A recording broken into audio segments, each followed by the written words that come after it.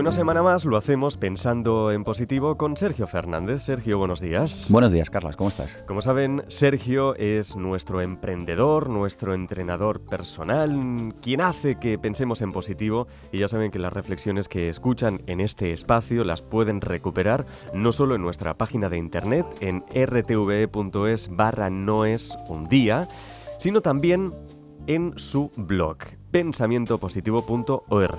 Sergio. Efectivamente, y también en un canal de YouTube, que es Pensamiento Positivo 1 con número, en el YouTube, lo pones ahí, y todos los programas los estamos grabando, y bueno, pues además de oírlos, pues nuestros escuchantes te pueden ver la cara. Ver.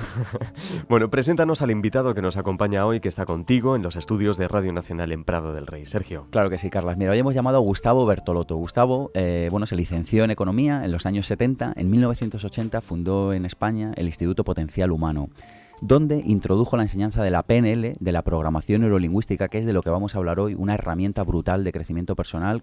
Y bueno, pues vamos a estar con Gustavo tratando de desvelar qué es esta herramienta. Bueno, pues él la introdujo en España en el año 89. Y además él se ha formado con Bandler y con Grinder, que son los dos grandes artífices, los dos grandes creadores de esta herramienta que es PNL. Además tiene libros publicados, acaba de participar en Teoría General del Coaching, y tiene un libro que se llama Desarrollo Personal con PNL. Gustavo Bertolotto, Carlas. Señor Bertolotto, buenos días. Hola, buenos días. Gracias por acompañarnos. Es un placer. Si te parece, Sergio, vamos a esclarecer algunos términos para introducir el tema de hoy. Pues mira, Carlas, simplemente, fíjate, te voy a contar hoy una anécdota, sí. Y es una anécdota que explica cómo nació esto de la PNL, de la programación neurolingüística. Imagínate, Carlas, ponte en los años 70 en una universidad norteamericana, en concreto en la Universidad de Santa Cruz. Y allí hay dos estudiantes, uno de informática y otro de lingüista, y otro de, bueno, un lingüista, estudiante de lingüística, que son Bandler y Grinder, que son los dos creadores de la PNL. Y están ahí charlando en la cafetería y dicen, joder, qué profesor tan pesado, qué mal se explica, qué tiene un gran comunicador. Fíjate, se hacen esta pregunta y dicen, oye, ¿qué tiene un gran comunicador frente a una persona que no sabe comunicar, que no sabe transmitir? Sí. Entonces hacen esta pregunta y dicen, oye, pues vamos a ver qué hacen los grandes comunicadores y vamos a intentar sacar cuáles son pues los comportamientos, los patrones, las actitudes, no sé. Vamos a ver qué tienen en común para transmitir sus mensajes.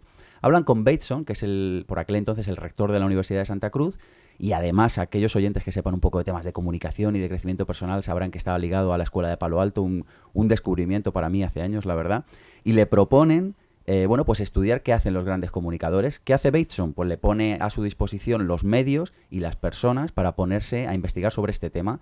¿Y qué es lo que sucedió? Pues que crearon la PNL, la programación neurolingüística, con la que vamos a hablar hoy con Gustavo Bertolotto en este espacio.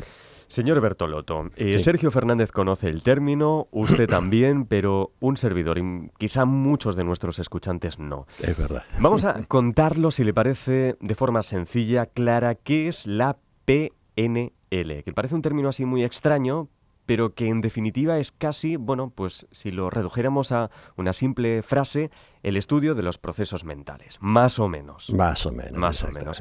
Cuéntenos. Pues, vamos a ver, lo más sencillo que puedo decir es, la PNL explica cómo estamos programados por las experiencias de nuestra vida. Y cómo, por supuesto, desde allí podemos desprogramarnos. ¿Se puede decir, Gustavo, que la PNL ha descubierto el lenguaje del cerebro? ¿Con qué lenguaje opera el cerebro? Exactamente. No hablamos del lenguaje neuroquímico fisiológico, estamos hablando del lenguaje representacional. En definitiva, la palabra clave es cómo pensamos. ¿Y cómo pensamos? ¿Qué ha descubierto la PNL? Algo que es de perogrullo. Pensamos en base a los 5 sentidos, pensamos en base a las imágenes, a las palabras, a las sensaciones táctiles, olfativas, gustativas, pero la manera en que pensamos no es tal cual vemos las cosas. Lo que vemos fuera, hasta que se representa interiormente, pasa por muchos filtros. Esos filtros que sistémicamente se llaman generalizamos porque tenemos una experiencia anterior, por ejemplo, que estamos paseando por el campo y nos ha picado una avispa, y entonces cada vez que aparece una avispa por el entorno, nuestro inconsciente lo registra y ya entramos en estado de tensión o ansiedad. Generalizamos entonces las experiencias. Una cosa no fue mal una vez, tendemos a pensar que puede seguir yendo mal. Claro. Omitimos información que no está de acuerdo con los parámetros básicos de nuestra vida, lo que forma parte de nuestra educación especial. lo que nos han enseñado nuestros padres desde que nacemos, ¿no? Entonces, aquellas cosas que no concuerdan con ese mapa original que tenemos, pues la dejamos de lado, la omitimos. ¿Y los parámetros culturales también son importantes? Claro. Ahí donde decía Sergio que Waslavic y Bateson fueron tan importantes para entender que la comunicación no puede entenderse si no hay un parámetro cultural que la envuelve. No existe comunicación sin cultura.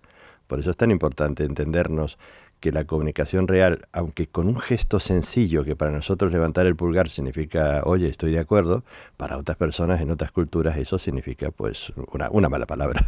Entonces entiendo que lo importante no es lo que piensas, sino cómo lo piensas. Es un Ahí poco está, la película que te cuentas a ti ni mismo más de ni lo que has menos. vivido. Exactamente, así es, Carla. O sea, esta es nuestra gran historia, darnos cuenta de la diferencia que hay entre lo que sucede y lo que yo pienso. Y a esto le llamaron, pero utilizando un término anterior también de gramática transformacional, Korzybski había dicho, el mapa no es el territorio. Quiere decir que la idea que yo me hago de las cosas no son las cosas en sí mismas, es mi idea. Y cuando discutimos desde nuestros mapas, de nuestras ideas preconcebidas de lo que está sucediendo, y una persona que tenga mayor cantidad, vamos a decir, de explicaciones de algo, es el que más puede controlar una situación. Esto es cibernética pura. O sea, a una medida que tienes más información, más capacidad de control y de una situación y de encauzar tus propias respuestas, que es de lo que se trata cuando aprendes tu sistema, vamos a decir. Me falta una sola cosa para terminar, porque son tres.